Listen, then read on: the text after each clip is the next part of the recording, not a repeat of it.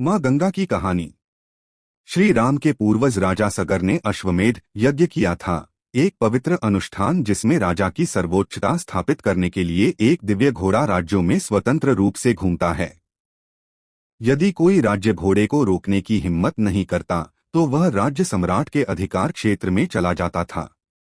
यही नियम था और राजा सगर का साम्राज्य बढ़ता गया।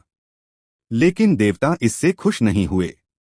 सगर की बढ़ती शक्ति से भयभीत भगवान इंद्र ने घोड़े को रोक दिया और चुपके से उसे चुरा लिया। चोरी हुए घोड़े को वापस पाने के लिए राजा सगर ने अपने 60,000 पुत्रों को पृथ्वी पर खोज करने के लिए भेजा। जब वे इसे सतह पर नहीं ढूंढ पाए तो राजकुमारों ने इसका पता लगाने के लिए धरती में गहरी खुदाई शुरू कर दी। हजारों फीट नीचे उन्होंने घोड़े को ऋषि कपिला के पास खड़ा पाया, जो इस अराजकता से अनजान होकर गहन ध्यान में लीन थे। ऋषि को चोर समझकर राजकुमारों ने उनका ध्यान भंग कर दिया तथा उन पर घोड़ा चुराने का आरोप लगाया।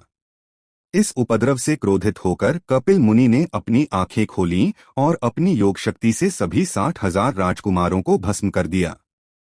हताश राजा सगर ने अपने पुत्रों का अंतिम संस्कार करने तथा उनकी अस्थियों को पवित्र जल में विसर्जित करने की इच्छा व्यक्त की, लेकिन आसपास कोई नदी नहीं थी। एकमात्र उम्मीद थी मां गंगा को धरती पर लाना, जो स्वर्ग की नदी है। केवल उसका जल ही राजकुमारों की आत्माओं को मुक्ति दिला सकता था। लेकिन गंगा का अवतरण कोई आसान काम नहीं था। अगर उनकी दिव्य शक्ति को नियंत्रित नहीं किया गया तो वे पूरी धरती को जलमग्न कर सकती थीं। राजा सगर सफल नहीं हो सके।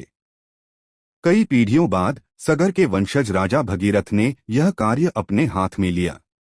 उन्होंने भगवान शिव को प्रसन्न करने के लिए कठोर तपस्या शुरू की। भगीरथ के समर्पण से प्रभावित होकर भगवान शिव मदद करने के लिए तैयार हो गए। उन्होंने अपनी जटाओं में विशाल गंगा को थाम लिया और उन्हें धीरे से गोमुख से बाहर निकाला। जैसे ही गंगा ने सागर के पुत्रों की अस्थियों को छुआ, उनकी आत्माएं मुक्त हो गईं। आज भी इसी कारण से अस्थियों को गंगा में विसर्जित किया जाता है। सगर के पुत्रों द्वारा खोदा गया गड्ढा अंततः गंगा के पानी से भर गया और विशाल महासागर बन गया। इसीलिए महासागर को सागर कहा जाता है।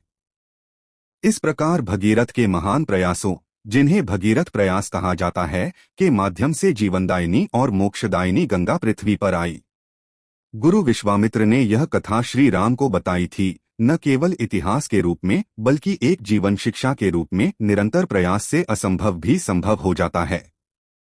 जब कोई राजा भगीरथ की तरह स्पष्टता और दृढ़ विश्वास के साथ